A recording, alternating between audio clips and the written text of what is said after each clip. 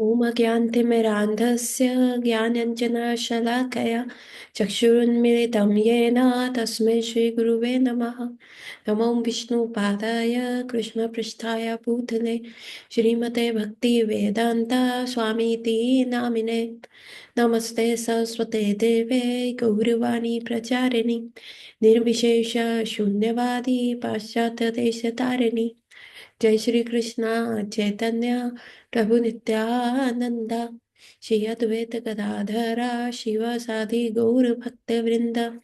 हरे कृष्ण कृष्ण कृष्ण हरे हरे, हरे राम राम राम हरे हरे। वाञ्छा कल्पतरुभ्यश्च कृपा सिन्धुव एव च पतितानां पावनेभ्यो वैष्णवेभ्यो नमो नमः। तो आप सबका स्वागत है आज की कक्षा में। और हम कर रहे थे टीचिंग्स ऑफ लॉर्ड चैतन्य। और कल हमने बात करी थी शांत रति, जो हमारा टेक होम मैसेज था कि हाउ शांत रति के ऊपर हम कोई भी it is like preparation of the soil, और उसके ऊपर आप कोई भी बीज लगा सकते हैं जिस भी रति में आप हैं। तो अब हम आगे बढ़ते हैं। मन को श्री कृष्ण में अविचलित रूप में केंद्रित करने से शांत रस नामक कृष्ण भावामृत में सदृढ़ स्थिति हो जाती है। शांत रस में कृष्ण के प्रति अडिग विश्वास स्थापित होता है, जिसके स्वल स्वरूप समूचे विश्वास विषय वासना निवृत्त हो जाते हैं। शांत रस के ये विशिष्ट लक्षण श्री कृष्ण में पूर्ण विश्वास, निष्ठा तथा श्री कृष्ण से संबंध हित सारी कामनाओं का त्याग सभी रसों में पाए जाते हैं। उसी प्रकार जैसे शब्द गुण अन्य सभी तत्वों वायु अग्नि जल भूमि में पाया जाता है, क्योंकि उसका कारण आकाश है। इसी न्याय से शांत रस के ये दोनों गुण अन्य सभी दिवस्यों दास्य साख्य वात्सल्य माधुर्य में पाए जाते हैं, में भी रहते हैं। तो क्या अर्थ है इस पैराग्राफ का कि शांत रस जो है हमारा जो है सॉइल प्रिपरेशन है। अभी शांत रस क्या करता है कि शांत रस आपका अडिग विश्वास दिखाता है कृष्ण के ऊपर। और सेकेंडली आपको पता चल जाता है कि हर सारी चीजों के, हर चीज के कारण कौन है, वो भगवान श्री कृष्ण है। ठीक है, देर इज या तो आप कृष्ण से विमुख हो जाते हैं, माया में चले जाते हैं, और माया में यू डोंट फील हैप्पीनेस, और वहां पे आपको डंडे पड़ते हैं। एंड देन यू सी कि oh, where is my real happiness? My real happiness is with Krishna. And then you start to develop एकदम अडिग विश्वास। अभी बहुत इस साल अभी लास्ट 1 मंथ में ही आप देखेंगे कि बहुत सारे फेमस सेलिब्रिटीज जो यस्टर ईयर्स के थे उनका डेथ हुआ है ना। दे आर मेनी, एंड अभी रिसेंटली कल परसों ही धर्मेंद्र जी का भी डेथ हुआ। सो आप देखेंगे with all this fame, all the riches. अभी आज ही मैं न्यूज फीड में पढ़ रही थी, Dharmendra ji has left around like 330 CR of something of this property, है ना। Yes.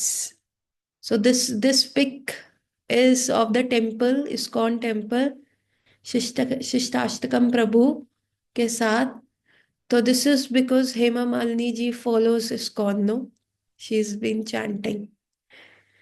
So getting to the point है कि अभी जो व्यक्ति चला गया उसका क्या भला हुआ? The 89 years he lived, the fame, the getting the most handsome man tag, and with that 330 CR property. But that cannot save anyone, na? That could not give him an extra breath. That is okay. Material success is good to an extent, but what next? hmm? What is next ना? उसके बाद क्या?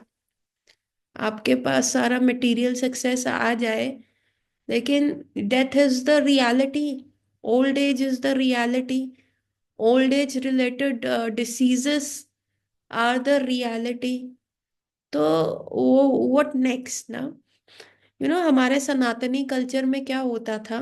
पहले आप देखोगे अपने दादा से या नानी या इनसे, जो भी अगर प्रेजेंट है उस जनरेशन के, they never even celebrated their birthdays. Birthdays उनको कब होते थे पता ही नहीं था। Why was it? Because they were uneducated, orthodox? No, there is a reason behind it. वो शुरू से ही सनातन धर्म में ऐसे कल्टीवेट किया जाता था कि आपको, you don't get attach to anything, and if even if you know your birthdays, उसमें क्या सेलिब्रेशन रहता था? गिविंग कल्चर रहता था। सुबह आप गौशाला जा रहे हैं, गाय को खिला रहे हैं, फिर मंदिर जा रहे हैं, वहां ब्राह्मण्स को दान दे रहे हैं, फिर घर में ब्राह्मण्स आ रहे थे। So that was a giving culture and taking blessing. ये जो कैंडल्स बुझाने का culture and the culture of taking gifts is not a सनातनी कल्चर। अभी जितने भी आप देखते हैं, कितने भी जो संस्कार होते हैं, that is all giving culture, है ना।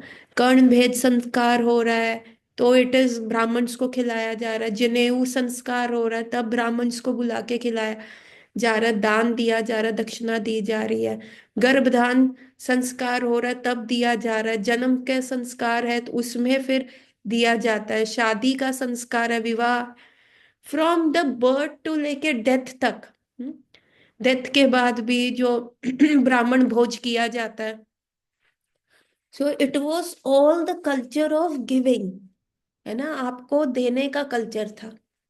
अभी क्या हो, and the people never use to even remember their date of birth या एनिवर्सरीज या ऐसा कुछ नहीं होता था, क्योंकि शुरू से वो आसक्ति काटने का प्रयास किया जाता है। अभी हमारे पास कितना नेम फेम डेजिग्नेशन पैसा हो जाए, उतना ही एंड में फियर रहता है कि ये छोड़ के जाना पड़ेगा, आगे क्या? आगे क्या? है ना। अगर कोई बेगर है, उसको एक सिटी से दूसरी सिटी जाना है तो उसके लिए आसान है, क्योंकि इस सिटी भी उसका कुछ नहीं है और वो दूसरी सिटी भी जाएगा तो वहां पे भी वो बेगर है। इट इज नॉट लाइक कि उसका डेजिग्नेशन समवे और द अदर चेंज हो जाएगा। बट अगर एक व्यक्ति को, जिसका यहाँ पे बहुत बड़ा घर है, बंगले है, मनी है, उसको एक सिटी से दूसरी सिटी जाना हो, इवन आप देखेंगे जो लोग रेंटेड अकोमोडेशन में रहते हैं, तो एक घर से दूसरे घर में जब उनका रेंट एग्रीमेंट खत्म हो जाता है, शिफ्ट करना होता है, तो it is a big task. सारा अपना घर का सामान पैक करो, जाओ, फिर उस हिसाब से रहो। So it is a big task, तो वो बड़ा पेनफुल होता है। लेकिन एक भिखारी को यहाँ नहीं, अब अगले शहर में जाके वहां पे भीख मांगना, तो इट इज इजी। सो हमारा सनातन जो धर्म था ना, शुरू से कल्टीवेट ऐसे किया जाता था कि किसी भी चीज से इतनी आसक्ति ना हो जाए कि डेथ के टाइम वो आसक्ति आपकी कॉन्शियसनेस को इफेक्ट करे। इसलिए एवरीथिंग वो सटल, इसीलिए शुरू से मटेरियल लाइफ और स्पिरिचुअल लाइफ में बैलेंस बनाया। तो फर्स्ट 25 ईयर्स क्या होता था? वह first 25 years were for the student life, जिसमें ब्राह्मणिकल कल्चर फॉलो होता था। उसमें सब पढ़ाया जाता था, मटेरियल लाइफ भी कैसे आपने जीना है वो भी पढ़ाया जाता था, और उसमें ये भी बताया जाता था कि स्पिरिचुअल लाइफ कल्टिवेट करना क्या गोल है। उस 25 ईयर्स ऑफ जो सेलिबेसी रहता था, उसके बाद स्टूडेंट डिसाइड करता था कि अभी मेरे को गृहस्था लाइफ में जाना है या मेरे को जो है सीधा ब्रह्मचारी लाइफ का ही कंटिन्यू करना है। Once that decision was made and the person decided कि नहीं, मेरे को अब गृहस्थ लाइफ में जाना है, I need to have a wife and kids and, तो उसको व्यवसाय करना, या जो भी उसका टेम्परमेंट था कि क्षत्रिय है तो फिर वो आर्मी में ज्वाइन हो जाता था, या अगर उसका टेम्परमेंट बिजनेस का है तो वह वैश्य बन जाता था, अगर उसका ब्राह्मणिकल है तो वो टीचिंग्स में टीचर बन जाता था। तो अकॉर्डिंग टू द टेम्परमेंट उसको वो जॉब करता था। Then till the age of 50 he have to balance the material life and the spiritual life. और वो मटेरियल लाइफ भी वॉज लाइक दैट, कि कल्टिवेशन था कि किसी भी चीज से अटैच मत हो। हर कोई संस्कार है, गिव, ब्राह्मण भोज, दान, दक्षिणा। और रिक्रिएशन के लिए कहाँ था, तीर्थ स्थली। कहाँ जा रहे हैं, वृंदावन। कहाँ जा रहे हैं, Ayodhya. It was not like having a explicit Switzerland honeymoons, है ना, या गोइंग टू द डिज्नीलैंड, ऐसा कुछ नहीं होता था। एक एंड इट वाज सेड कि सात समुंदर पार तो बिल्कुल जाना ही नहीं है। तो these were not at all के ऑर्थोडॉक्सिटी, या they were not educated, it was very technical and scientific thing, जिसको आज हम कह देते हैं बैकवर्ड थे लोग, अंडरस्टैंडिंग नहीं थी, but it is very technical. ये लोग बहुत, जिसको कहते हैं ना लंबी रेस का घोड़ा करना, वो चीज होता था कि they were planning their death from the very first day of their birth, है ना। From the very first days of their initial years उनको स्कूल से प्लान किया जाता था कि what is the consciousness at the time of death उनको चाहिए। सो 50 ईयर्स तक वो ऐसा ही रहते थे, लाइक की गृहस्था लाइफ में। 50 के बाद जो मटेरियल और स्पिरिचुअल लाइफ बैलेंस कर रहे थे, now after 50 now they have to make that, you know, thing, choose करना है, what they have to choose. So उसके बाद they go for a vanaprastha life. Vanaprastha life means कि अब क्या है, बिजनेस से रिटायरमेंट, फैमिली लाइफ से, रिस्पॉन्सिबिलिटी से रिटायरमेंट, बच्चों को दे दो सब कुछ, और खुद थोड़ा सा इनकम अपनी सारी चीजों को कम करके, living a simple life. And then after that 75 then sannyasa, now totally being dependent on Krishna, है ना। चोट लग गई, कृष्ण आपकी इच्छा, जंगल में रहना। तो वो जो वो था कि डिपेंडेंसी ऑन कृष्णा, तो हर चीज पे कृष्ण याद आ रहे हैं। आज कहीं गांव से मधुकरी मिल गई, कृष्ण आपकी बहुत कृपा है। आज कुछ नहीं मिला, कृष्ण जैसे आपकी इच्छा है। तो वो कृष्ण पे इतना डिपेंडेंट हो जाते थे कि एट द डेथ ऑल्सो फिर कोई फैमिली मेंबर नहीं है ना, कोई आसक्ति, कोई रोप नहीं है जो अटैच करेगा। तो स्मूथली डेथ में भी कृष्ण कृष्ण कृष्ण, है ना। और ऐसे लोग क्या करते थे, किसी धाम में जाके रह रहे हैं, ताकि वहां का जो पावर और पोटेंसी और साधु संग था वो उनको मिलता रहता था। So this was the total technical thing कि कैसे वो पूरा ह्यूमन लाइफ डेवलप था। अगर ये चीज नहीं होती तो आप देखते हैं ना कि कितने सारे लोग हैं, they make retirement plans, but are those retirement plans actually helping them, है ना। उनका क्या होता है, कॉन्शियसनेस कैसा रहता है ना। जैसे कोई गांव से आया, he became very very rich, बहुत अच्छा वो किया। नाउ अब बिजनेस करने का क्षमता नहीं है, तो वो अपने गांव नहीं वापस जाता, तो वो क्या करेगा, एक फार्म लैंड ले लेगा, वहां अपनी सब्जियां उगाएगा, अपने घर का किचन गार्डन बना लेगा। बच्चे काम करते ना, इट्स ओके, बट वो व्यक्ति क्या करेगा, किचन गार्डन बना लेगा, उसी में संतुष्ट रहेगा। तो बट दैट रिटायरमेंट प्लान क्या कल्टीवेट कर रहा है, although they have made their life simple, although उनका लाइफ सिंपल होना शुरू हो गया है, बट उसको क्या बेनिफिट मिल रहा है ना, द कॉन्शियसनेस कहाँ पे डेवलप हो रही है। और हम लोगों को ये चीजें पता ही नहीं होती, तो इसीलिए हम इग्नोरेंस में रहते हैं, under the blanket of advancement. So मेरे हस्बैंड के फ्रेंड है, तो उन्होंने, उनके फादर जो थे ना, वो एक्टिव बिजनेस में थे, एंड नाउ ही इज, मतलब they are quite rich people. उनका बिस्किट्स का ब्रांडेड फैक्ट्री है जो बहुत चलता है ना। तो उनके फादर ने वो बिजनेस एस्टैब्लिश किया, एंड आफ्टर दैट उनके बेटे ने, जो मेरे हस्बैंड के फ्रेंड थे, वो ले लिया। नाउ एज अ सन, वो अपने पेरेंट्स के प्रति बहुत ग्रैटिट्यूड था, और फादर बीच बीच में बिजनेस आते रहते थे, उन्होंने एक्टिव बिजनेस से संन्यास नहीं लिया था। सो व्हाट है my husband friend used to do, उनको घुमाने लेके जाना, न्यूजीलैंड ले गए, ऑस्ट्रेलिया ले गए, taking the packages, mother father भी जा रहे हैं एंड उनका फैमिली भी जा रहा है। Outwardly it looks wow nice, outwardly it looks very nice कि कितना अच्छा बेटा है। बट उन अंकल को क्या हुआ, वो इंजॉय तो सब कर रहे थे बट समहाउ क्या हुआ, he was diagnosed with pancreatic cancer. और पेनक्रियाटिक कैंसर होने के बाद सिर्फ 1 डेढ़ साल वो रहे, क्योंकि कोई उन्होंने इंजेक्शन्स या थेरेपी शुरू करा दी थी। 1 डेढ़ या 2 साल मैक्सिमम वो अंकल रहे, है ना। पर till that end of 2 years उनका क्या था, he was into the business.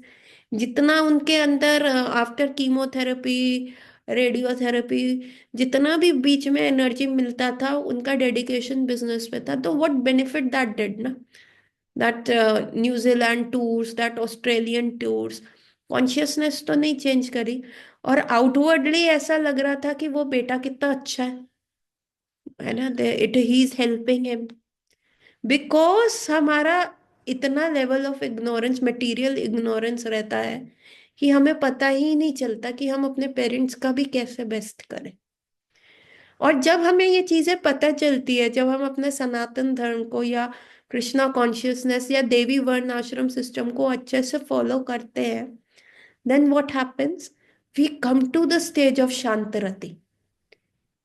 This is वैदेही भक्ति, जो हम कहते हैं ना, विधि विधान वाली भक्ति हमें कहाँ पे लेके आ सकती है, हमें शांत रति के स्तर पे ला सकती है। उससे आगे हमारा जो चलेगा प्रोसेस, वो राग भक्ति पे चलेगा, है ना। लेकिन विधि विधान से फॉलो करना, प्रॉपर नॉलेज लेना, गुरु को सरेंडर करके सीखना, है ना, एवरीथिंग सच थिंग्स हमें कहाँ पे लेके आ सकती है, हमें शांत रति के स्तर पे ला सकती है। अभी एक सॉइल तो बन गई, अब उसमें बीज डाल लो राग भक्ति के, मोर यू स्टे। ठीक है। तो ये हमारी सारी मटेरियल अटैचमेंट्स को काटती हैं। सो जब हमें ये टोटली थोरोली हम कन्विंस हो जाते हैं इस फैक्ट से कि एवरीथिंग का रीजन कृष्ण है, और कृष्ण से विमुख होके हमारा कोई जीवन नहीं है, we will be living just like you know just like a commoner, जो सिर्फ हर प्लानिटरी सिस्टम में लिफ्ट की तरह वो बच्चे नहीं होते, टेम्पल में भी देखते हैं कुछ बच्चे हो जाते हैं, अंदर लिफ्ट पे जाते हैं विदाउट पर्पसफुली, कभी टू कर देते हैं, सेकंड फ्लोर पे चले गए, कभी B2 बेसमेंट में चले जाते हैं, तो they are aimlessly moving up and down, उनके लिए वो खेल है। लेकिन जो एडल्ट होता है, जो सीरियस है, उसको पता है जहां पे उसकी सेवा है वो वहीं का दबाएगा, है ना। किचन में सेवा, जैसे हमारे रोहिणी टेम्पल में किचन में सेवा, तो वो फर्स्ट फ्लोर दबाएगा। अगर प्रसादम डिस्ट्रीब्यूशन में सेवा है तो वो B2 दबाएगा। ठाकुर जी के दर्शन करने हैं तो सेकंड। तो दे हैव अ डायरेक्शन। तो जब जिनको पता नहीं होता, then they are like those kids who are going up and down of the lift. पर दैट इज नॉट सिंपल। उसमें क्या होता है, उनको गार्ड से डांट पड़ जाती है, कभी कई बार गार्ड से थप्पड़ पड़ जाता है, तो यही होता है। लेकिन जब हमें पता हो जाए कि हमारे को कहाँ जाना है, once you develop that stage of shanta rati, then राग भक्ति बिकम्स इम्पोर्टेंट, देन राग भक्ति बिकम्स लिटिल बिट इजी। सो इसीलिए पीपल से ना, प्रभुपाद ने सिर्फ रूल्स रेगुलेशन का भक्ति दिया है, विधि मार्ग दिया है, जबकि चैतन्य महाप्रभु ने राग भक्ति दिया है।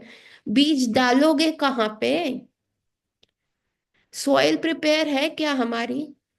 हम इतना ज्यादा मटेरियलिस्टिक एनवायरनमेंट से आए हैं, हमारा अपब्रिंगिंग ऐसा हुआ है, हम मोबाइल्स के साथ रहते हैं, जो पूरा कलयुग एक इतने इंचेस ऑफ फोन में हमारे हाथ में है, जिसमें हम कुछ भी टाइप करें कुछ भी आ सकता है, कुछ भी देख सकते हैं हम। हम्म? हमारा अपब्रिंगिंग कैसा है, हमारा मेंटल सेटअप कैसा है, हमारा स्क्रूटनी कैसा है। तो सॉइल प्रिपेयर करना इज इम्पोर्टेंट, उसके बाद बीज डालो।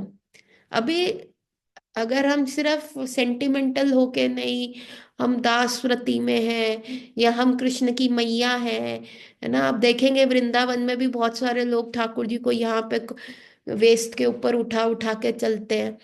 Does they have that strong binding, कई ठाकुर जी को लेके चलते हैं कि मैंने इनसे विवाह कर लिया है ना। और जरा सा भी कुछ उनके अगेंस्ट होता है, they start abusing, hurling abuses like anything, कि ये लोग बेकार है, ये लोग बेकार है।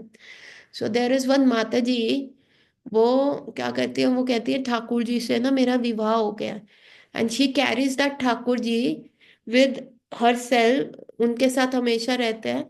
और वो वृंदावन में इस्कॉन टेम्पल गई, तो वहां पे प्रभु जी ने उनको मना कर दिया कि नहीं माता जी, डोंट कम, आप अपने ठाकुर जी को घर पे रख के आओ, वेल एंड गुड, आप यहाँ पे आओ, आप यहाँ दर्शन करो। क्योंकि उनका थोड़ा सा यूट्यूब पे ना बहुत फेमस हो गई थी, तो she attracted lot of people, fan following उन्होंने अट्रैक्ट कर ली थी। तो कई लोग क्या करते हैं, अपना इंस्टाग्राम या यूट्यूब चैनल चलाने के लिए दे कैप्चर सच पीपल, है ना, these are called, this is Sahajiya bhakti, they capture such Sahajiyas. And उनका फैन फॉलोइंग हो गया था, तो इस्कॉन में भी वो वृंदावन आ रही थी, तो उनके पीछे पीछे लोग, क्या होता था, ठाकुर जी को छोड़ के उनके आसपास रहते, फोटो वोटो खिंचवाते हैं, and she was really enjoying. But one Prabhu ji took a strict action. क्यों? क्योंकि this is against the philosophy of Gaudiya Vaishnavism. हम सहजियास को नहीं कल्टिवेट करते, हम कहते हैं पहले ज्ञान लो, है ना। और भक्ति इज लाइक योर ट्रेजर, उसको छुपा के रखना होता है, उसको ऐसा नहीं है कि आप एक्सपोज करो। एंड भक्ति इज नॉट समथिंग कि दैट इज या आप मूवीज में फेमस नहीं हुए या किसी और चीज में नहीं फेमस हुए तो आप ऐसे फेम की तरफ जाओ। So she was asked to leave the premises, और उनको कहा गया था आप ठाकुर जी को घर छोड़ के आओ, दर्शन करने आओ, ये करो। But then what happened, she came out of the temple and she started hurling abuses, है ना, ये अंग्रेजों का मंदिर है, ये है वो है, and she started saying something. So this is what Prabhupada says ना। एक बार एक व्यक्ति आ गया था, और उस समय प्रभुपाद भी थे, और प्रभुपाद ने अ, अष्ट सात्विक विकार के बारे में अपने शिष्यों को बताया था कि कैसे भक्ति में आप आगे बढ़ते हैं तो शरीर में क्या होता है, अष्ट सात्विक विकार आ जाते हैं, है ना। तो एक व्यक्ति आया, and he was just cultivating that, वो दिखा रहे थे, है ना, वो फिट की तरह पड़ गए पीछे, थूक निकल रही है, और वाणी में से सिर्फ कृष्ण कृष्ण कृष्ण कृष्ण ऐसे बोल रहे हैं। एंड जब ये सारी चीजें वहां पे हो रही थी, तो प्रभुपाद के जितने भी फॉरेनर शिष्य थे, वो गए प्रभुपाद के पास, प्रभुपाद को बोलने गए, प्रभुपाद प्रभुपाद, एक उत्तम कोटि भक्त शिरोमणि आए हैं, उनको अष्ट सात्विक विकार आ रहा है, प्लीज आप आइए, आप देखिए। एंड प्रभुपाद ने कहा नो, नथिंग डूइंग। तो इन्होंने, शिष्यों ने कहा अभी ऐसा है तो अभी हमें उनका आदर सत्कार कैसे करना है, कृपया करके हमें गाइड कीजिए। प्रभुपाद ने कहा उनको जाओ, ये दो लाठी मारो। प्रभुपाद अब क्या कह रहे हो, दो लाठी मारे उत्तम कोटि के भक्त? कहते हैं देखो, अगर उनमें अष्ट सात्विक विकार होंगे तो दो लाठी खाने के बाद भी वो चीज कंटिन्यू रहेगी, उनको फर्क नहीं पड़ेगा। लेकिन अगर नहीं होगा तो he will counter abuse you. और फिर शिष्यों ने डरते डरते जाके उस व्यक्ति को दो लाठी मारी, और वो व्यक्ति खड़ा हो गया, उन्होंने कहा तुमको वैष्णव का सेवा करना नहीं आता, एंड ही स्टार्टेड अब्यूजिंग, गाली देने लग गया, तुम्हारा सत्यानाश हो, तुम्हें वैष्णव का सत्कार करना नहीं आता, तुम कैसे लोग हो, सच में तुम अंग्रेज हो। And it was then understood कि सहजियास को कभी भी आपने हमारे गौड़िया वैष्णविज्म में कल्टीवेट करने को स्ट्रिक्टली मना किया है। तो इसीलिए नॉलेज का देखिए, अभी क्या होता है कि किसका पुराना जन्मों से कितना सुकृति है, और भक्ति समथिंग कि वो कभी भी डिप्लीट नहीं होती, कि अगर आपने सिक्स स्टैंडर्ड तक भक्ति कर ली है, तो नेक्स्ट लाइफ में आप सेवेंथ स्टैंडर्ड से शुरू करोगे, you won't go back to the first standard और अ नर्सरी। तो अभी किसी में ये जो भाव होते हैं आ जाते हैं, उनका हमें पता नहीं कि कितने पिछले जन्मों से वो भक्ति करते हुए आ रहे हैं। लेकिन कई लोग क्या करते हैं, उस चीज को कॉपी करते हैं, वो सहजिया कहते हैं। सहजियाज आर सेंटिमेंटलिस्ट, है ना। कृष्ण हमारे पति हैं, कृष्ण हमारे बेटा है, हमें राधा रानी हूँ। So they are like the actors and actresses जो कि कॉपी करते हैं। एक जैसे एक रंगमंच के ऊपर प्ले होता है, तो वो उस चीज को इनैक्ट करते हैं, बट एक्चुअल उनमें वो अंडरस्टैंडिंग नहीं होती। इसीलिए प्रभुपाद ने कहा है कि we need to have, of course we have to have heart, क्योंकि अल्टीमेटली हमारे को कृष्ण को अपना हार्ट ही देना है। अल्टीमेटली हमारे emotions is something that act, है ना। रोबोट्स नहीं चाहिए कि पढ़ लिख गए और भगवत गीता के श्लोक 700 श्लोक 1 टू लेके 700 से, और 700 से लेके आप 1 तक बहुत अच्छे से टू एंड फ्रो सुना रहे हो विद गुड प्रोनाउंसिएशन, है ना। ये नहीं चाहिए। अल्टीमेटली इमोशनल इन्वेस्टमेंट है, लेकिन उससे पहले क्या है, एक स्ट्रॉन्ग बाइंडिंग भी तो चाहिए। एक strong, you can have a very sympathetic heart. आप किसी का दुख देखते हो, हाय बेचारे को चोट लग गई, हाय बेचारे को टीबी हो गया, कैंसर हो गया, पर क्या ये सेंटिमेंट्स उसको ठीक कर देंगे? नहीं। तो उसके लिए आपको डॉक्टरी की पढ़ाई करनी पड़ेगी, अच्छे से अपना स्किल सेट करना पड़ेगा। लेकिन आप डॉक्टर ने बन गए और आपका स्किल सेट अच्छा हो गया, पर आपका इमोशनल हार्ट ही नहीं है। आप पेशेंट को सिर्फ पेशेंट ही समझ रहे हो, आप समझ नहीं रहे कि उसके पीछे कितने सेंटिमेंट्स हैं, वो कितनी उम्मीद लेके आपके पास आया है। और आप बस उसको, वो कह रहे मेरे को डॉक्टर साहब ये, हाँ हाँ ये होता है, कोई बात नहीं, ये दवाई खाओ। नहीं डॉक्टर साहब ये मेरे को एलर्जी, बस मैंने कह दिया, डॉक्टर तुम हो या मैं हूं। तो ये भी एक अच्छी बात नहीं है ना। दोनों चीज का बैलेंस होना चाहिए, आपका स्किल्स का भी बैलेंस होना चाहिए और आपका इमोशनल कल्टीवेशन का भी बैलेंस होना चाहिए। एक चीज का भी कमी होगा तो क्या होगा, आप अगले व्यक्ति का भला नहीं कर पाओगे, आप अच्छे डॉक्टर नहीं बन पाओगे। इनफैक्ट किसी भी फील्ड में आप चले जाओ, this is a simple example I am trying to give. So यही, इसमें भी यही है कि first you have to have a strong binding. Prabhupada ने विधि भक्ति क्यों करी है, ताकि क्यों हमारे टेम्पल में कोर्सेज है कि पढ़ो, क्यों हम ये क्लासेस कंडक्ट करते हैं, क्यों हमें ये कहा जाता है कि अभी इतना नहीं पढ़ोगे, भगवत गीता नहीं पढ़ोगे तो तुमको हम दीक्षा नहीं देंगे, क्यों ऐसा बोला जाता है? इसीलिए बोला जाता है क्योंकि नया नया मौलवी तो अल्लाह अल्लाह बहुत करता है। कृष्णा इज नॉट सीरियस कि आप कितना स्किल सेट्स दिखा सकते हैं। Krishna is more about your consistency, more about your sincerity, कि आप कितना सिंसियरली आगे बढ़ पाएंगे। सो जब वो सिंसियरिटी आती है, जब वो नॉलेज आती है और वो कंसिस्टेंसी आती है, तब आप सोचो कि आपकी जो सॉइल है वो प्रिपेयर हो गई है शांत रति के स्तर पे। अब इससे आपको नीचे नहीं गिरना, उसको कंसिस्टेंटली मेंटेन करना है, और उसके बाद आप कोई भी राग भक्ति कल्टीवेट कर पाओगे। हाँ, अगले पिछले जन्मों में आप शांत रति के स्टेज पे हो और अभी राग भक्ति कर पाओगे, इट्स गुड, इट्स गुड, आपका इंक्लिनेशन आ जाएगा। लेकिन अभी we people are sadhakas, we are struggling. जो हम बात करते हैं राग भक्ति की, दिस इज डन बाय महाभागवत। And Prabhupada says if you follow the process तो आप भी उस स्तर पे आ जाओगे। तभी तो चैतन्य चरितामृत भी है ना, है ना। चैतन्य चरितामृत इट्स सो रसमयी, so many rules have been modified. भक्ति क्या है एक्चुअली चैतन्य चरितामृत पढ़ने के बाद आता है, पता चलता है। प्रैक्टिकल भक्ति क्या है, अभी यू नो द जो बुकिश भक्ति या जिसका ज्ञान भक्ति है, वो तो अपन की भगवत गीता है ही है, ऐसे करो वैसे नहीं करो, ये करो वो नहीं करो। और जिन लोगों ने फॉलो किया द एग्जाम्पल्स, वो पूरा श्रीमद् भागवतम है। बट प्रैक्टिकल भक्ति क्या है, that is Chaitanya Charitamrita. I will tell you an example जो मैंने आज ही पढ़ा है एक बुक में।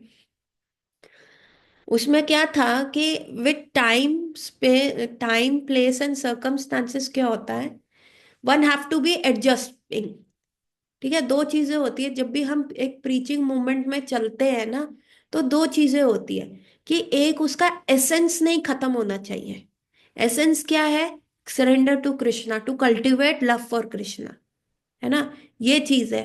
और दूसरा क्या होता है कि समय के साथ आपको जो है टाइम प्लेस और सर्कमस्टांस के हिसाब से चलना पड़ता है।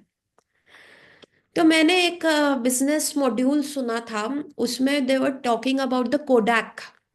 जब हम छोटे थे ना, तो बहुत अच्छा एडवर्टाइजमेंट चलता था, योर कोडैक मोमेंट, है ना। वो कैमरास होते थे जिसमें से फोटो खींची जाती थी। हम कॉलेज तक भी हम क्या करते थे, रील्स बनाते थे, फोटोग्राफ्स रखते थे, है ना, रखा करते थे।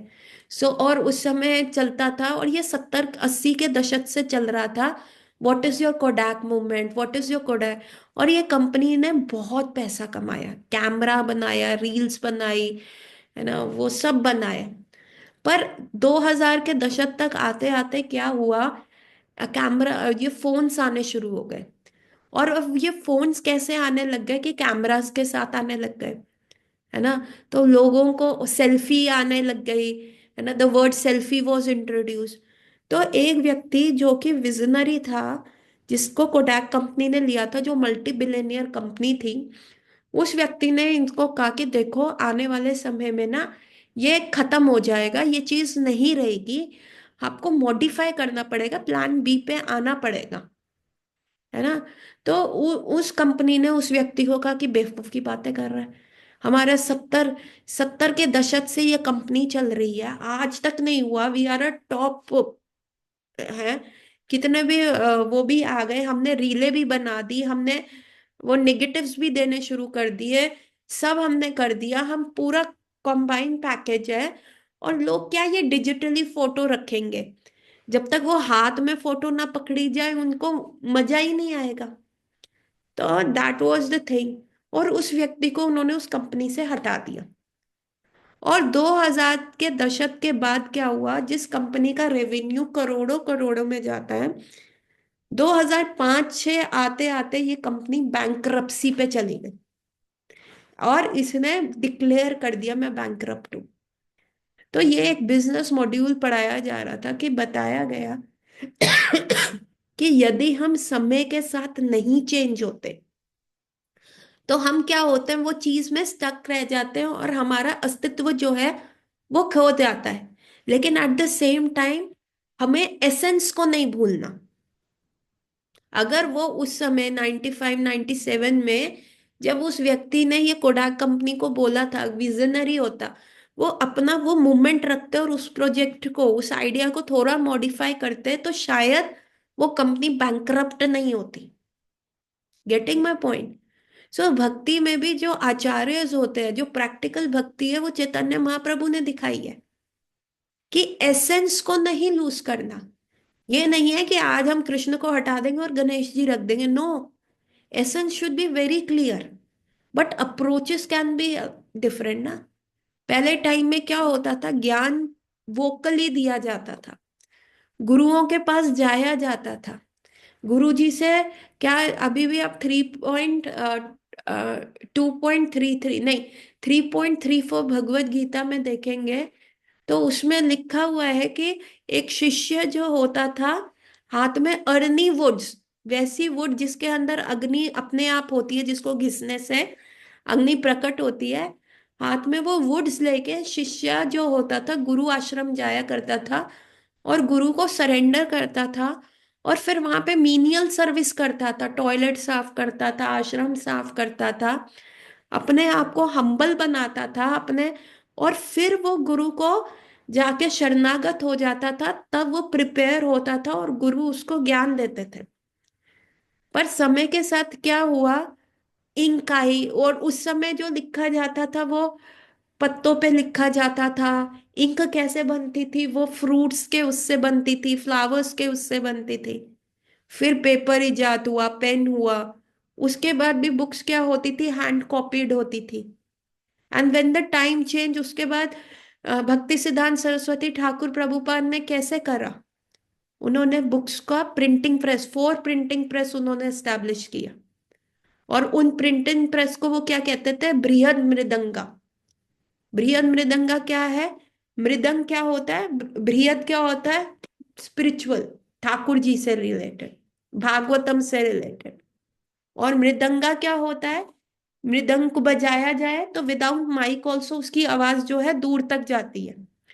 तो प्रभुपाद भक्ति सिद्धांत सरस्वती ठाकुर ने कहा कि दिस बुक्स आर बृहद मृदंगा।